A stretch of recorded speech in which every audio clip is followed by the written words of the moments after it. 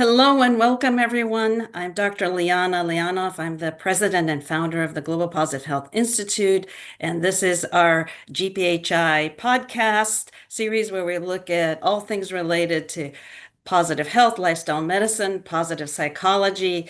And today I'm delighted to have with us Dr. Wayne Jonas. He is the president of Healing Works Foundation, a family physician, and also clinical professor at Georgetown University and Uniformed Services University. Welcome, Wayne.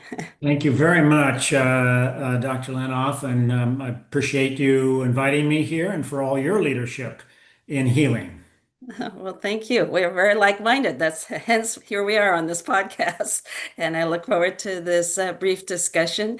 And this time, I'm actually managing the conversation a little bit more towards meaning, purpose, and spirituality, even though in this podcast we've looked at all elements of positive health and positive psychology.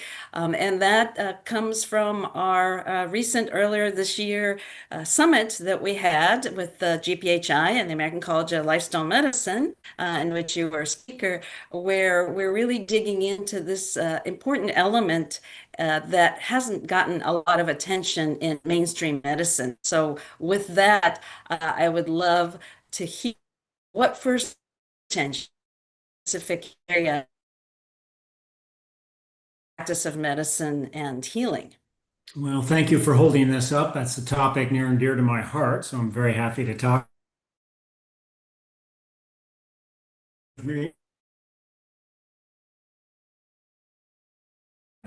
Before I was a doctor, my father was a military chaplain, and for 30 years, went through three wars, etc. And he during the formative time in my life for about 10 years, he was a hospital chaplain. So he would get up and go into the hospital, and I asked him one time what he did there, and he said, "I help people heal." And I thought, well, gee, that's strange. I thought that's what doctors were doing there. And he explained to me that his healing was a different type, but equally important to people. So later on, as I was getting ready to go into medical school, I was very curious about what hospital chaplains did. So I was fortunate to be able to go to Union Theological Seminary for about a 5 month period as a student trainee in clinical pastoral education, which they normally train chaplains in. I was already planning to go to medical school, was already accepted, but they let me come in just to experience it and see what it was like. And so I actually spent some time as a student hospital chaplain, learning about that. And I would say that, fundamentally taught me that healing is bidirectional, that it's not me healing you, that it is us living in this sacred space, if we can find it, if we can see it, if we can call it up. And out of that emerges wholeness, healing, and well being. Or transcendence of suffering, if well-being and suffering can't be completely eliminated or the disease can't be eliminated. So that was sort of my introduction. Yeah, yeah. And of course, I mean, most people have a sense of this in one way or another, how important this element is to of our lives is to our overall well-being. Yet, as I mentioned in the introduction, this hasn't been in general front and center in more, we'd say, traditional, conventional medicine. And that's why you're doing your work. GPHI is doing our work and really looking at the whole person-centered medicine and all these elements. And yet, as we know that this is important, it's been a struggle to make this very practical for busy providers and clinicians. So those who are maybe doing a little bit and would like to do more or haven't done very much with this area because it's just been uncomfortable or they've been too busy. What advice do you have for helping them either start or expand their work in this area to help their patients?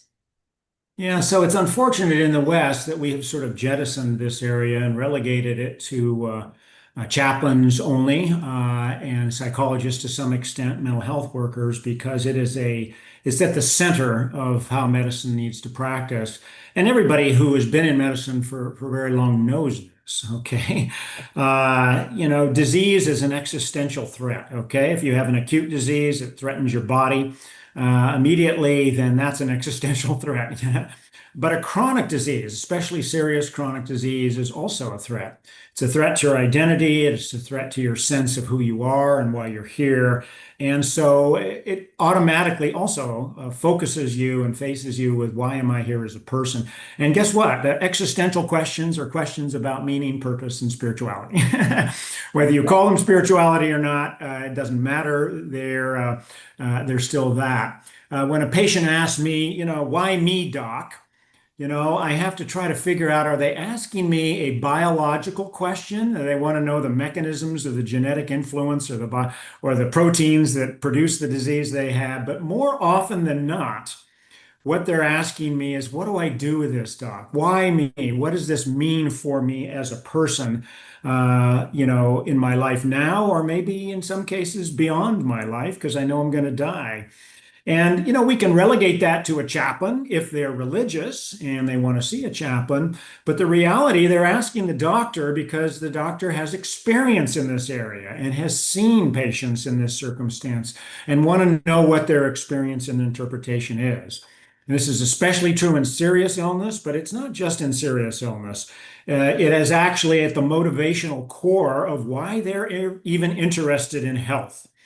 And so it cuts across the entire lifespan, from prevention to healing of an illness, actually reversal of disease in many cases, as well as towards the end of life.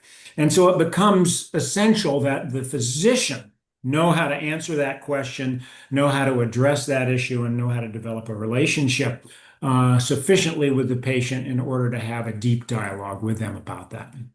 Yeah. Yeah. I love that. Well said.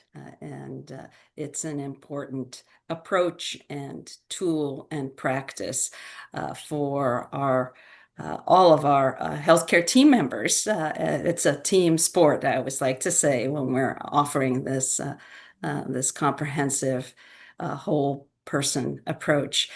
And then speaking of the team, we as health professionals are part of that team, and physicians and nurses and others have experienced high rates of burnout and difficulty in their own lives, their own well-being. And so I would love to hear your insights into how we can incorporate this specifically through the lens of a health practitioner and what we face, and how we can improve our well-being by harnessing this area of meaning, purpose, and spirituality. And related to that, but separate, is this concept of mattering that we talked about at the summit, and that I think is a nuanced a construct that is very important for our listeners to hear about. Yeah, well, that's a multi-part Yes, it component. is. So Sorry. Yes. let me address the issue of clinical well-being, and then I'll get into the practical practice elements of it. Yeah. What matters is at the heart of burnout. It's actually at the heart of burnout. Yeah. We co-sponsored and held a summit at Princeton University 2 years ago, specifically looking at the existential and the large system drivers for clinical well-being. What were they in those areas? And what emerged from that is that it's not about overwork. People Yes. said, "Oh, it's not about overwork. We're burdening healthcare professionals with too much." It was about meaningful work, whether they were doing something that really mattered to them, that was calling to them to their calling, so to speak, why they went into medicine, and or not. And it essentially was a spiritual issue for them, an existential question for them. Were they relieving suffering? Were they treating disease that was relieving suffering? Or were they developing relationships that were memorable and made deep connections and therefore made important impact on somebody's life and their life. This is what gave them well-being, and they're willing to work their tails off if that's what it's about, and provides that and provides those kinds of joy in practice. And whenever you ask a clinician, really anybody in the clinical areas, physician, nurse, social worker, et cetera, it's they don't recount the number of patients they've seen or the number of procedures they've done or the visits they had. They remember the ones that had deep connections that gave them joy in life. I was in the military for 20 years. I also see a lot of vets in this area. And a second thing that emerged from that summit is the concept of moral injury as being at the center of burnout. And moral injury isn't the same thing as psychological injury. Moral injury is a spiritual issue. It's an existential issue. My meaning is being undercut because I cannot alleviate the suffering that my calling, my training, my desire is in those areas. And so the damage to the clinician's soul is what was happening, largely at the core of burnout. And so, addressing what matters in your own professional life emerges by addressing what matters in the patient and the team's life. And so that's the practical tools and how those things come together. They emerge out of the same type of behavior. Yeah, yeah, yeah. And it's this two-way process, finding something meaningful in our work is healing for the patient, and it's healing for us as well. That's correct. Yeah. And so there's a multiple payoffs Yeah, for prioritizing, paying attention to that yeah, in those areas. And so in our work here at Healing Works Foundation, the foundation that I run right now, what we're trying to do is really make this routine, regular, and relevant in everyday practice, no matter what kind of environment that you're in, what kind of system you're in, no matter what kind of training that you're in, is create simple concepts, a simple set of tools that one can bring in and incorporate into that practice. And so we've developed a number of those tools. We've developed CME educational modules that train how to do it. And we have helped clinical centers change their practice design so it becomes easy and more routine and regular. And I can certainly talk about those if that's of interest. yeah, yeah. That approach of taking these constructs and integrating them as the standard of care is would be familiar to some of our listeners, because that's a big part of the mission of the GPHI as well, but with slight nuances in the kinds of tools. But ideally, the things that conventional medicine has looked at as kind of separate from regular routine medicine, something you refer out to or people do on their own, we can see as the heart of medicine and needs to fully come to our day-to-day practices. So thank you for that. Yeah. And as long as you've mentioned the Healing Works Foundation, it's a great opportunity, because one of the questions is, what are some resources that our listeners can look to? And clearly, your foundation is a resource. Tell us more about that and any other key resources that our listeners might want to check out. Yeah, well, there are a lot of resources around. Your organization provides a lot of resources in this Thank area you. too. American College Lifestyle Medicine, even the mainstream organizations are doing more and more of this. AMA, American Academy of Family Medicine, et cetera, are talking about the importance of meaning and purpose. The Institute for Healthcare Improvement has a whole set of modules on how to put joy back in medicine. And a lot of it is asking what matters in the clinical encounter. On our website, the Healing Works Foundation website, we've tried to collate, develop, and collect many of these tools and test them out in practice.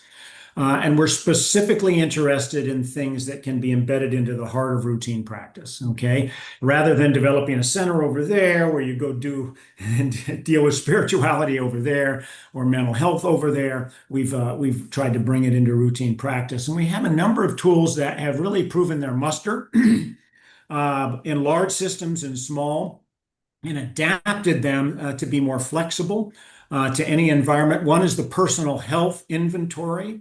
It is a simple two-page questionnaire that your patient takes ahead of the visit that starts by having them write out what matters to them as a person in their life. Okay. What brings them joy? Why do they want to have health? And then they also prioritize and list the kinds of self-healing and self-care components that are important to them in that process and the things that they need. That's all documented in something called a HOPE note, a healing oriented practices and environments. And that's because most clinical practices cannot adapt this to the SOAP note. The SOAP note is specifically for treating the body in most cases, coming up with a diagnosis, a CPT code, and getting paid.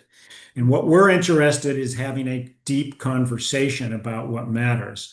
We've developed CME courses that are available free. You can access them again on the website, and a whole series of integration components of how you build this into practice improvement. So if you can get your leadership to say this is important, then you can actually begin to do the practice improvement things to actually create a practice to make it happen in your practice. So all of those resources are on the Healing Works website, and they're free, available for anybody that wants them. They can bring them in, rebrand them, use them for their own system, et cetera, in those areas. So that would be the first thing that I would recommend. And for clinicians that maybe not are in a leadership position, but they want to do this anyway, just download the personal health inventory, start using it yourself, and start using it in patient encounters and visits, and you'll see how it transforms the conversation that you have in practice. Yeah. Wonderful, wonderful that you've made these resources available and at no cost, and doing everything you can to make it the right thing to do, the easy thing to do. So thank you for that, Wayne. And as we're rounding out our brief conversation here, do you feel comfortable sharing a little bit about this role of meaning, purpose, spirituality, and how it impacts your own well-being, how you make use of this important part of life? Sure. Now, I saw this, from early on when my father was going into the hospital and dealing with sick people. I saw it in my own practice, especially in the military, where there was a lot of trauma and stress, going on and having to deal with this. And so I was preaching it for quite a long time in those areas, but I really didn't get called on to apply it seriously in my own life until I had my own stresses, personal traumas, and on my own disease that I had to face and deal with in these areas. And that sort of brought it home, if you will, and taught me how to do that. And so it's very, very simple actually now. Number one, pay attention to what's important. All right. And know what's important. If I'm faced with a task like this podcast or other task that's going to take up some of my time, I ask myself, is this going to help me connect more deeply in a way that is meaningful for me? Is it going to help me learn? Is it going to help me appreciate, educate, learn how to love better? Okay. Find joy in that area. And then a second question I'll ask, well, let's see, does it involve family, friends, patients in my job? And it's in that order. And if one's going to interfere with the top order, then I decline it. And I say, this is about, if this interferes with my ability to be with my family, and then I'm going to say, that's going to go down lower on the primary list, even if it's my job. So that's number one, is prioritizing tasks so that they're meaningful for me. The second thing is that I am still here in a body. Okay. I have a life, I have a mind and a body, etc. Someday I won't. Someday all of us will not have one anymore. So for right now, I better take care of it. Okay. And what does that mean? And it's also very simple. I need to get enough sleep. Huge difference in terms of my ability to feel good. I need to exercise. Huge difference, especially as I get older, to help me, maintain a functional body. I need to eat right. Okay, these are all lifestyle components that that we talk about. And I need to meditate. I always preached meditation. I would try it out here and there. I would come and go. But then the profound changes that occurred from deep, regular mindfulness practice doesn't have to be a lot, 20 minutes a day, okay? Makes a big difference on my perception of what's going on. And then finally, if I'm not learning and growing, then I'm stagnant. My grandfather used to say, if you're green, you're growing. If you're ripe, you're rotting. And what he meant by that is that, you need to continue to grow and learn, be curious, be kind, and reach out. So I go to courses, I go to retreats to do inner development. I keep a regular journal. I go outside into nature, arts, things that, were not part of my scientific component. I immerse myself in silence. To see what comes and emerges out of that. So those things are the key aspects, and they seem simple, but you need to give yourself space to do that, and you need to know when the slings and arrows of life come at you, can you instantly prioritize what's most important? And that is what happened, and that's what I do in my own personal and professional life. Yeah. A wonderful, you painted a wonderful picture of a life well lived and lived in a way that, yes, you will protect your body and spirit. So thank you so much for sharing your personal story. And as we close, is there like in a one line, like the single takeaway message around this topic of meaning, purpose, spirituality, and well-being that can ring in people's ears as they move ahead past this podcast? I think the take-home message is self-care, but it's self-care for all of you, including your body, your mind, your social environment, and your spirit. That is you. And if you neglect any of those, then you're not doing self-care. And I would add on to that for these times only, when we're in these times of great disparity and disagreement and arguments and, a split, which we get influenced in the collective unconscious, the collective soul, if you will. Whether we like it or not, is that you actually have to protect yourself and take care of yourself in that. My 95-year-old mother-in-law, who had some recent stresses, loss of people close to her in life, as that happens, before that, but certainly happens when you get that age. She was watching the news and it was getting her distraught and she was making things worse. She was feeling worse. And so finally I said, turn the news off and watch a nature show. And so she just texted me yesterday, actually, and said, oh, I watched the show about the migration of the monarch butterflies, and I feel so much better in those areas. So protect yourself from this division that's going on right now, okay? Yes. Look for where love, where connection, where deep components can come together. And it isn't about what you intellectually agree and disagree about. It's whether you can connect at the heart level with other people. And, that's self-care because your heart then does better. So that would be my take-home message for your listeners here. Thank you so much. And that fits so well with the positive psychology message. And the definition of positive psychology is focusing on the positive influences in our lives and for our health and well-being. So Yeah. thank you again, Wayne, for being a guest on our podcast. And thank you to our GPHI podcast listeners. Please subscribe to our channel, and looking forward to seeing you on another one of these podcasts in the near future. Take care, everyone. Be safe, be well. Until next time. And thanks again. Bye bye. Thank you.